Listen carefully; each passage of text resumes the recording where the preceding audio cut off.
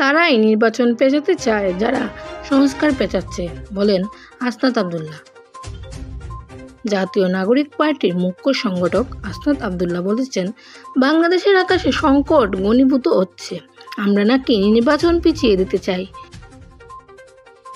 নির্বাচন তারাই পিছিয়ে দিতে চাই যারা সংস্কার পিছিয়ে দিচ্ছে।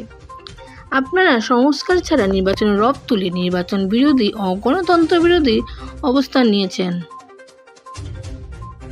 সোমবার 7 জুলাই রাতে পাবনা শহীদ চত্বরে জাতীয় নাগরিক পার্টির জুলাই পদযাত্রার পথসভায় এসব কথা তিনি বলেন।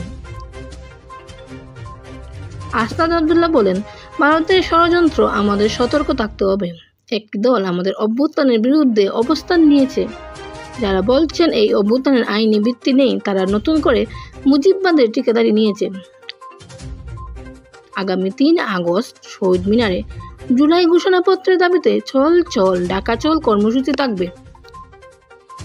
পথসভায় দলটির আহ্বায়ক নাহিদ ইসলাম, সিনিয়র যুগ্ম আহ্বায়ক আরিফুল ইসলাম আদিব, মুখ্য সমন্বয়ক নাসির উদ্দিন পাটোয়ারি, দক্ষিণাঞ্চলের মুখ্য সংগঠক আসনাদ আবদুল্লাহ, উত্তরাঞ্চলের মুখ্য সংগঠক সার্জিস আলম, সিনিয়র যুগ্ম সদস্য সচিব তাসনিম জারা, বৈষম্য বিরোধী ছাত্র আন্দোলন পাবনার আহ্বায়ক বরকত উল্লাহ ফায়াত প্রমুখ বক্তব্য রাখেন।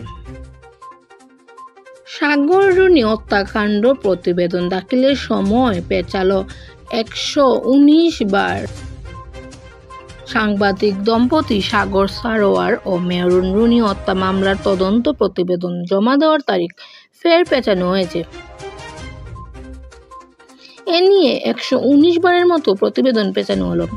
পিবিআই প্রতিবেদন দাখিল করতে ব্যর্থ হওয়ায় মঙ্গলবার 8 জুলাই ঢাকার মেট্রোপলিটন ম্যাজিস্ট্রেট মিনাজুর রহমানের আদালত আগামী 11 আগস্ট নতুন দিন ধার্য করেন। 2012 সালের 11 ফেব্রুয়ারি রাতে ঢাকার পশ্চিম রাজাবাজারের মাছরাঙ্গা টেলিভিশনের বার্তা সম্পাদক সাগর সারোয়ার ও এটিএন বাংলার জ্যেষ্ঠ প্রতিবেদক মেহরুন রুনি নিজেদের বাড়া বাসায় নির্মমভাবে খুন হন। পরদিন রুনির ভাই নরশের আলী রুমান বাদী হয়ে রাজধানীর শেরেবাংলা থানায় একটি হত্যা মামলা করেন।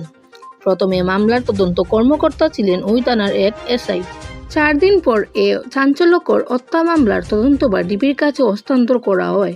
2 মাসেরও বেশি সময় তদন্ত করে রহস্য উদ্ঘাটনে ব্যর্থ হয় ডিবি। পরে হাইকোর্টের নির্দেশে মামলাটির তদন্তভার র্যাবের কাছে হস্তান্তর করা হয়। দীর্ঘ 12 বছর ধরে র্যাব হত্যাকাণ্ডটির তদন্ত করে এলেও গত বছরের 30 সেপ্টেম্বর তাদের সরিয়ে দিয়ে বিভিন্ন বাহিনীর অভিজ্ঞ তদন্ত কর্মকর্তাদের সমন্বয়ে উচ্চ ক্ষমতা সম্পন্ন টাস্ক ফোর্স গঠনের নির্দেশ দেন হাইকোর্ট। পরে পিবিআই প্রধানকে আহ্বায়ক করে 4 সদস্যের উচ্চ পর্যায়ের টাস্ক ফোর্স কমিটি গঠন করা হয়।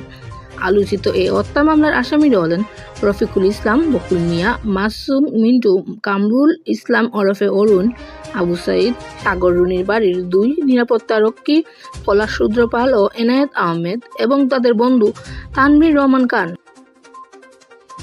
এদের মধ্যে তানভীর ও পলাশ জামিনে রয়েছে, বাকিরা কারাগারে আটক রয়েছেন। সালমা ইসলাম, দেশ 24 লাইভ।